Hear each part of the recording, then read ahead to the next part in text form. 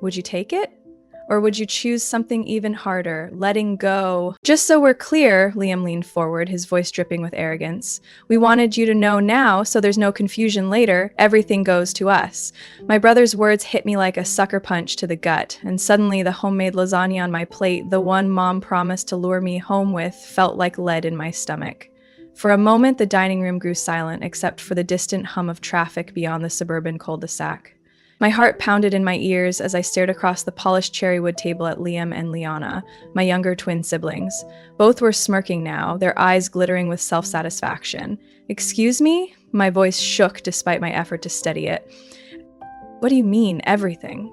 "Exactly what he said, Sarah," Mom interjected sharply. Her smile had faded, replaced by a defiant set of her lips.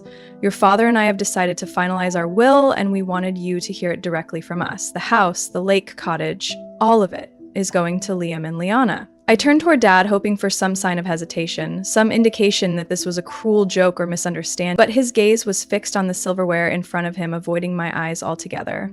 The silence that followed stretched painfully until he finally spoke, his voice quiet and carefully controlled. "Sarah, you have to understand our reasoning," Dad said, folding his hands slowly. "You've done extremely well for yourself. Your mother and I are proud of your career and the success you've built. Liam and Liana, well, they're still finding their footing. They need more support." I blinked hard, fighting the hot sting of tears. Support? For years, I'd quietly shouldered the family's financial burdens, believing it was my duty as the oldest child. Their house payments, Liam's endless tuition changes, Liana's whims and costly hobbies, all quietly covered by me. Apparently, none of it counted for anything.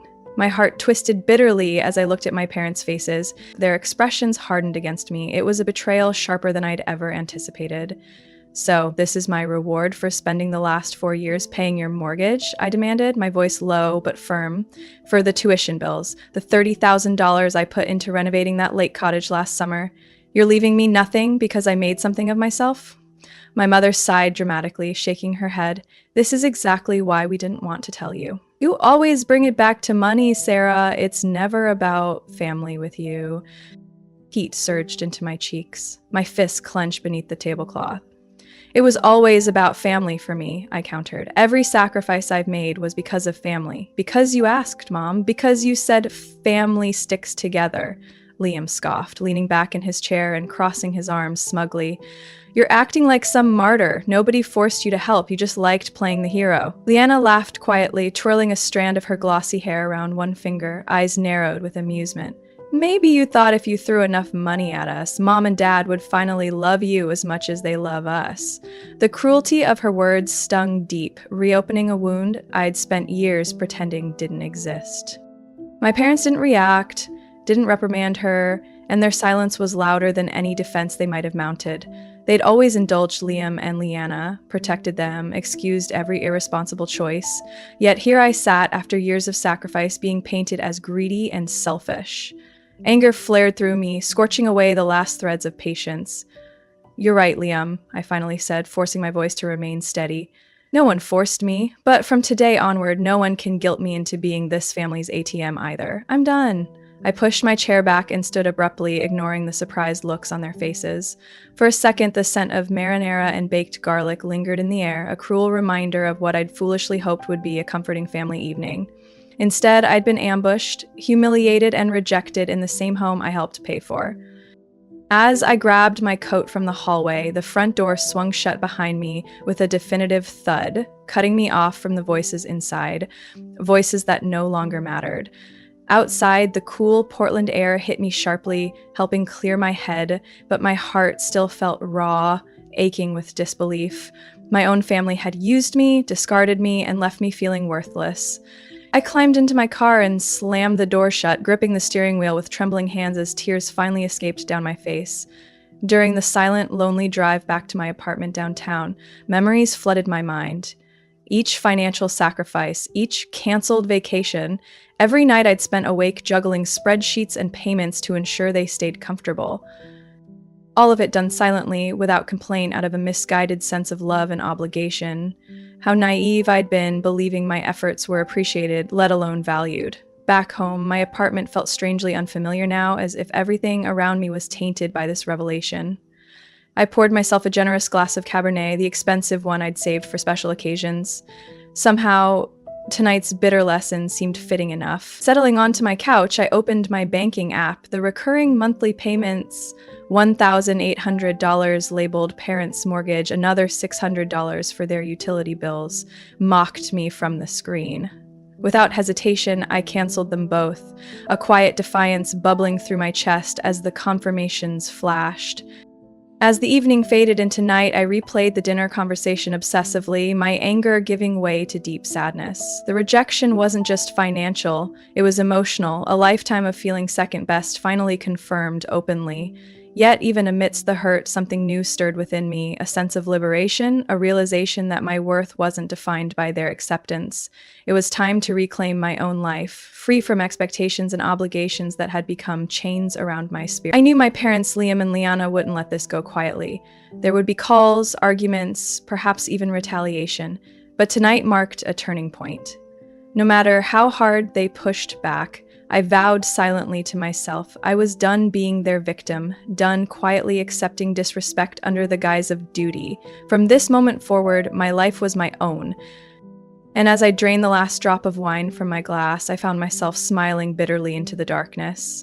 My family had invited me home to announce they'd left everything to Liam and Liana, but they'd given me something far more valuable tonight: freedom. Sleep eluded me that night. I stared up at the shadowy ceiling of my apartment, my mind spinning through an endless loop of disbelief, hurt, and anger. The city lights outside flickered softly through my curtains, indifferent to the turmoil consuming me. Every time I closed my eyes, I relived those humiliating moments around the dinner table. The smugness on Liam's face, the amused contempt in Leanna's eyes, and worst of all, the stony silence from my parents. Their silence cut deeper than my siblings' barbed words ever could.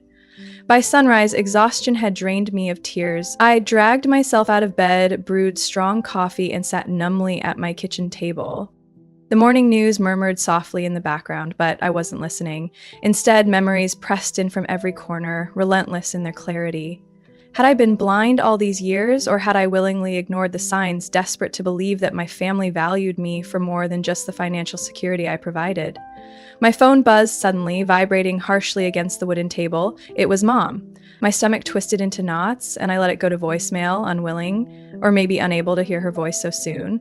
A minute later, the voicemail notification blinked impatiently. Against better judgment, I played it. "Sarah, please stop being so dramatic," her voice echoed, a familiar mixture of exasperation and guilt. "Call me back. You know family doesn't treat each other like this." A hollow laugh escaped my lip. How ironic. Family, her favorite weapon of emotional manipulation.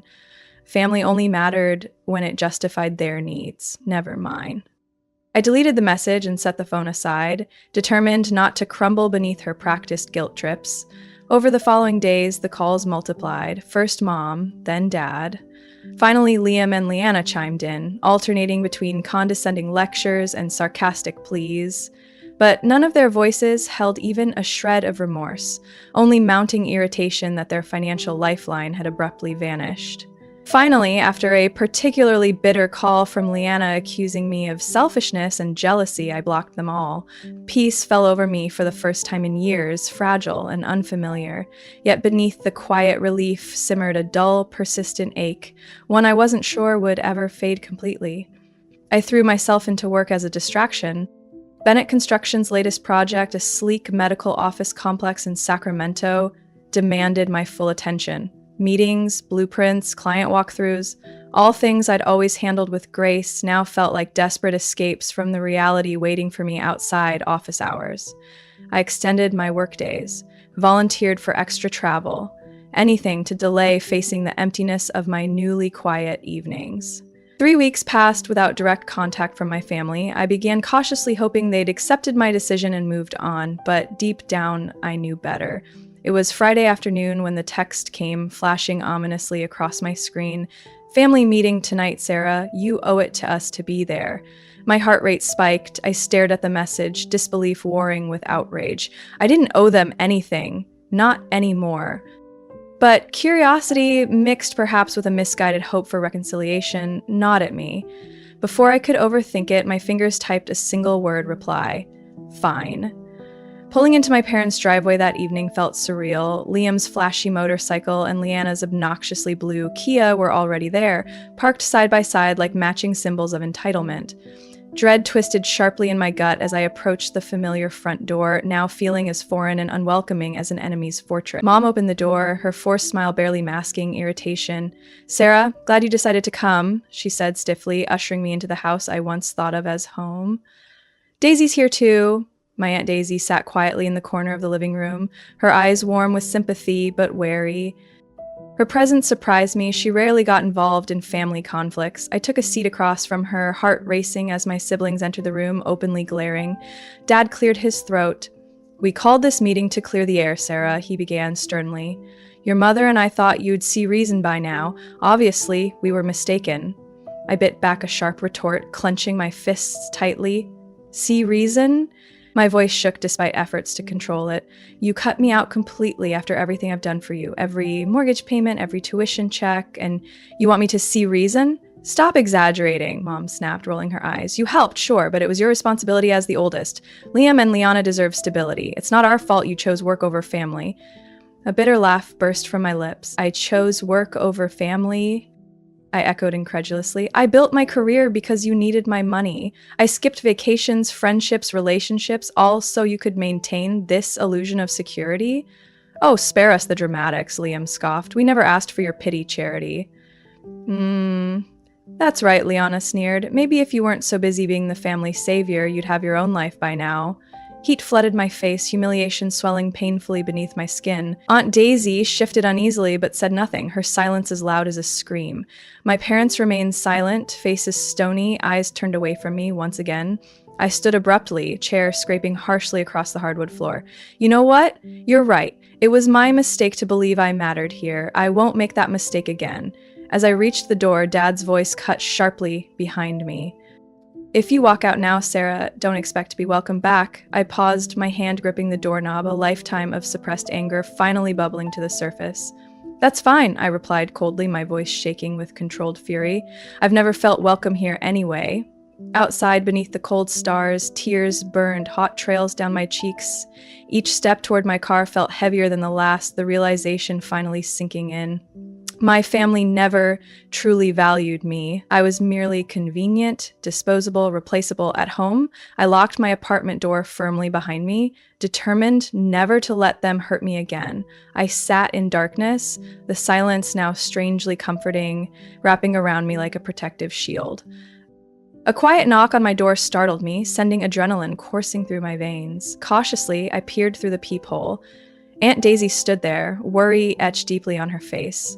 Opening the door, I let her in wordlessly. She immediately embraced me, warmth and comfort radiating from her gentle hold. "I'm sorry, Sarah," Daisy whispered, her voice thick with emotion. "They're wrong. You deserve so much better." Her words cracked something inside me, and the tears I'd held back flowed freely. Daisy held me tightly, allowing me to release years of pent-up pain and bitterness. After a long silence, she finally spoke again, her voice filled with conviction.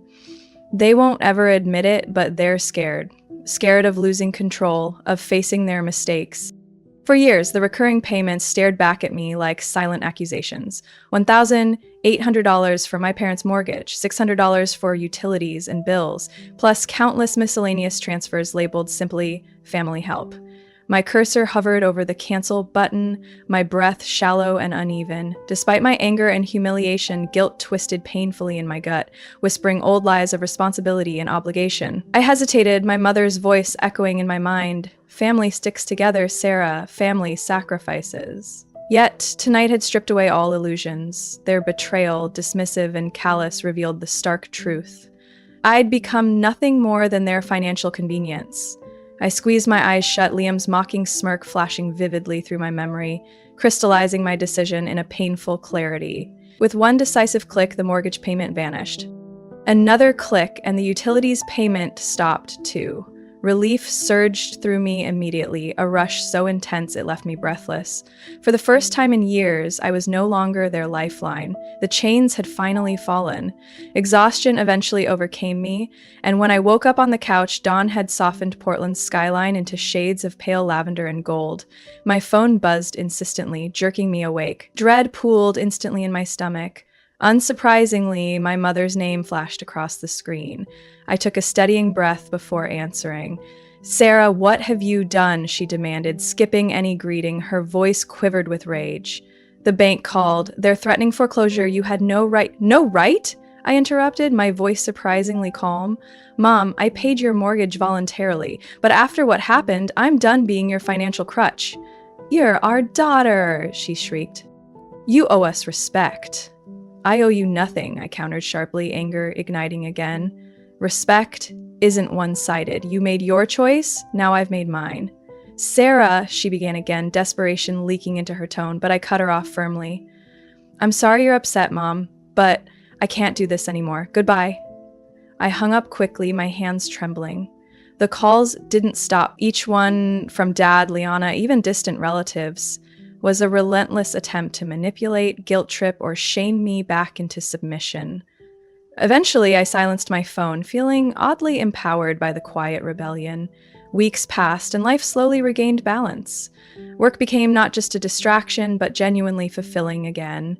I booked the trip to Italy I dreamed about for years, savoring the freedom to finally spend my hard-earned money on myself. A new sense of independence filled my days, though loneliness occasionally crept in at night, a harsh reminder of family ties severed.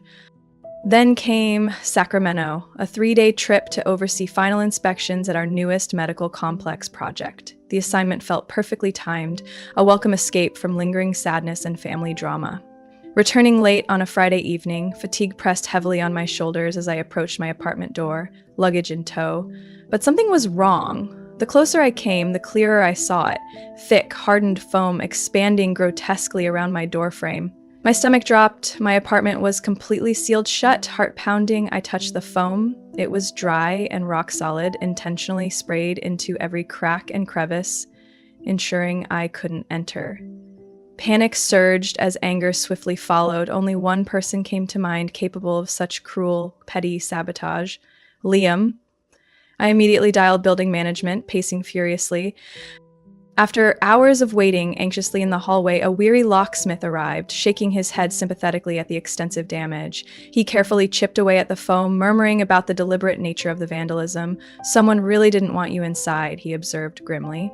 My blood boiled at the thought of Liam's smug satisfaction as he sprayed my doorway shut, punishing me for daring to stand up for myself. By the time the locksmith finished, the clock read nearly midnight. Inside, adrenaline kept me wired, anger burning too intensely for sleep. Sitting down at my computer, I remembered my hallway security camera. Heart racing, I pulled up the recorded footage, searching anxiously until a familiar figure appeared. There he was, Liam, baseball cap pulled low, hooded sweatshirt obscuring his face, yet unmistakably him. My stomach churned watching him systematically sabotage my door, expression gleeful and malicious. Betrayal struck deeper now, raw and fresh.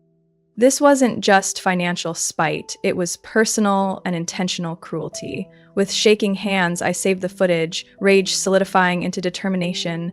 I hesitated momentarily. This was my brother. Could I truly turn him over to authorities? But this went beyond family squabbles. Liam had crossed a line from selfishness into criminality. I called Aunt Daisy, seeking guidance.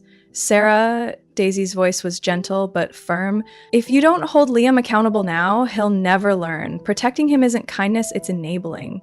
Her wisdom steadied me. With deep resolve, I filed a police report the next morning, handing over the footage as evidence.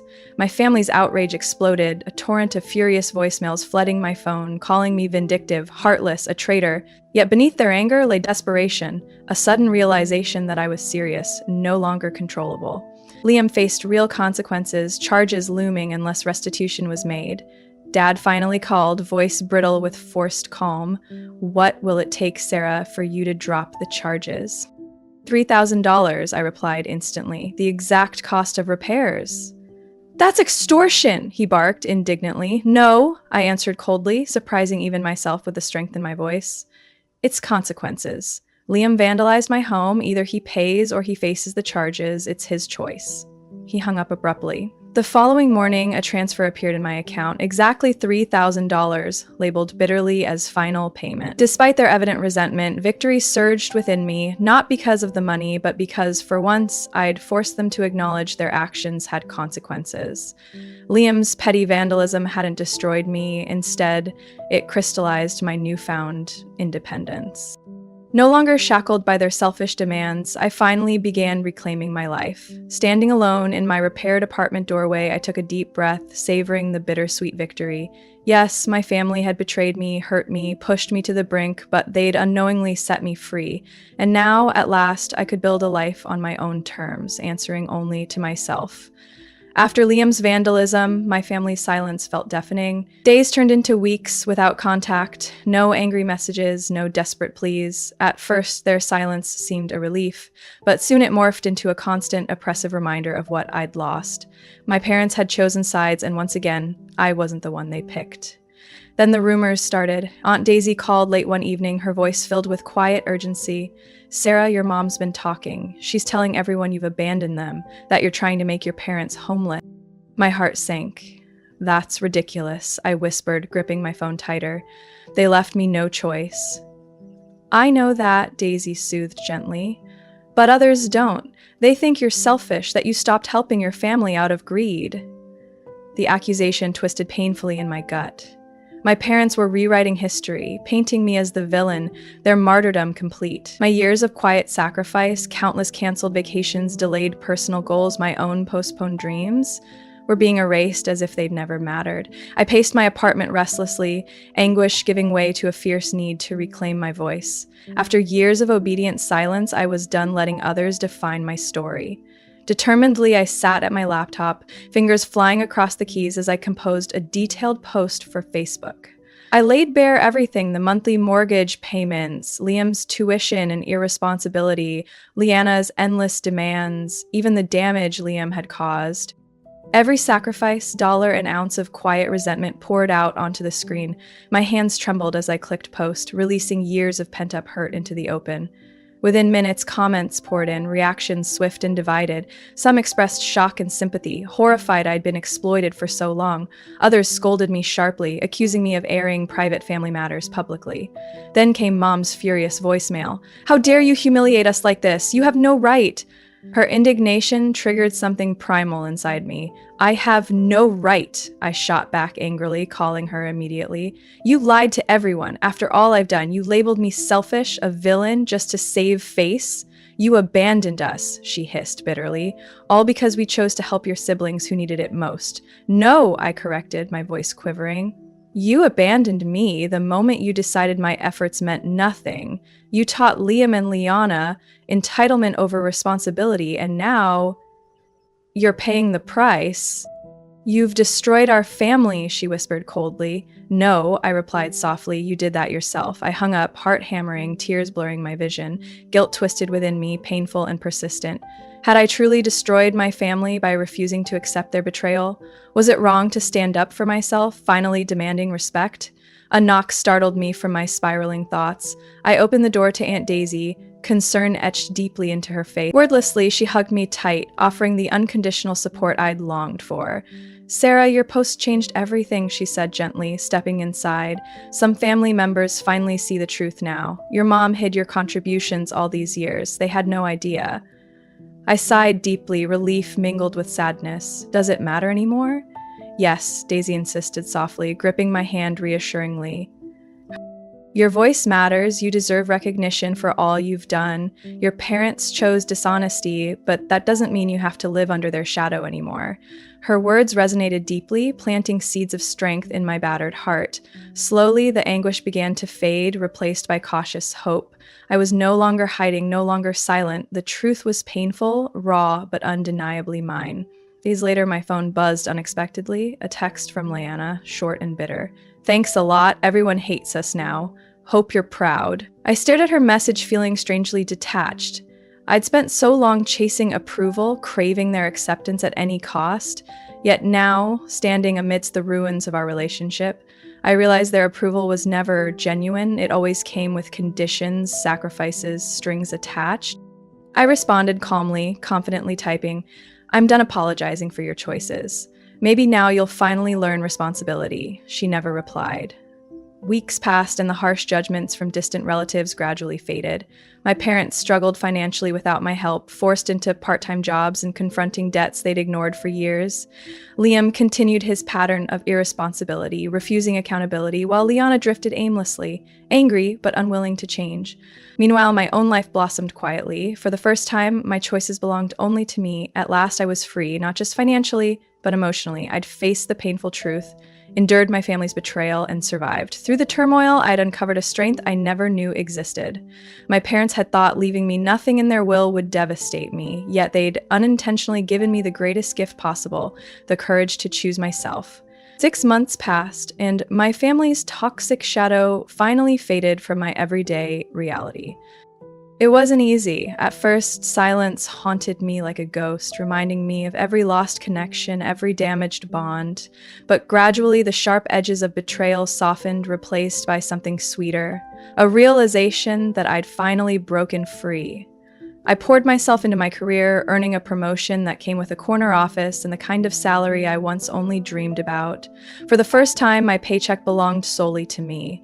No mortgage payments siphoned away my financial security, no frantic midnight transfers covering Liam's latest crisis or Leanna's impulsive desires. Each dollar represented freedom, proof that choosing myself wasn't selfish, it was necessary.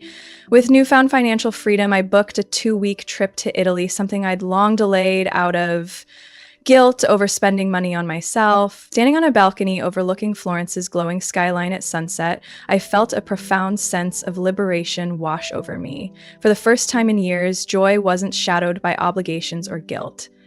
Back home, I joined a hiking group, finally reclaiming the weekends I had lost to family tragedy. On one such hike, I met Alex, whose infectious smile and thoughtful conversation were a balm to my still healing wounds. His quiet support filled the void left by my family, reassuring me that I was worthy of unconditional love. Months passed peacefully until one cold November evening brought an unexpected knock on the door. I opened the door to find Aunt Daisy wearing her favorite sweater, holding 2 steaming cups of coffee. Without a word, she walked inside and hugged me tightly. "I'm proud of you, Sarah," she whispered, tears welling in her eyes. "You deserve all the happiness you can find." Daisy finally spoke softly. "Your parents are still blaming you for everything. They won't change, Sarah. But you've grown stronger. You chose yourself. That's bravery." I still think about them, I admitted quietly, emotions tightening my throat, not because I regret walking away, but because it still hurts knowing they never truly loved me like I loved them. Daisy squeezed my hand gently. "Sometimes family isn't about blood, sweetheart. It's about who genuinely sees your worth." Her words resonated deeply, filling a lingering emptiness I hadn't realized remained. As we talked late into the night, sharing stories and laughter, I finally understood. Family isn't defined by blood alone, but by those who truly value and respect you. In the following weeks, whispers from distant relatives painted a bleak picture of my parents' circumstances. Mom was working the early shift at a diner, exhaustion etched on her face, while Dad had taken a physically demanding job at the local hardware store, working far beyond what was healthy for his age. Liam had quit his other job, still refusing to take responsibility, and Liana was still stuck in her never-ending fantasy of launching an Instagram influencer career that would never come to fruition. On Christmas Eve, rather than dwell on regret or bitterness alone, I invited close friends over to celebrate friendship and independence. Aunt Daisy joined us, smiling knowingly as she watched me embrace a life I never thought I deserved. As the night fell and the guests left, I stood alone, looking out at the city lights illuminating Portland. The pain of betrayal was still there, lingering like a fading scar, but that pain had shaped me into a stronger person, one who wasn't afraid to honor my own worth. My parents tried to punish me by cutting me out of their will, but their betrayal had inadvertently given me something priceless: my freedom. In the end, my parents' rejection was my greatest liberation. They left everything they owned to Liam and Liana, but they gave me the opportunity to finally choose for myself. What would you have done in my shoes? Would you have continued to provide for your family at the expense of your own happiness, or would you have chosen to walk away, even if it meant losing them forever? I'd love to hear your thoughts in the comments below.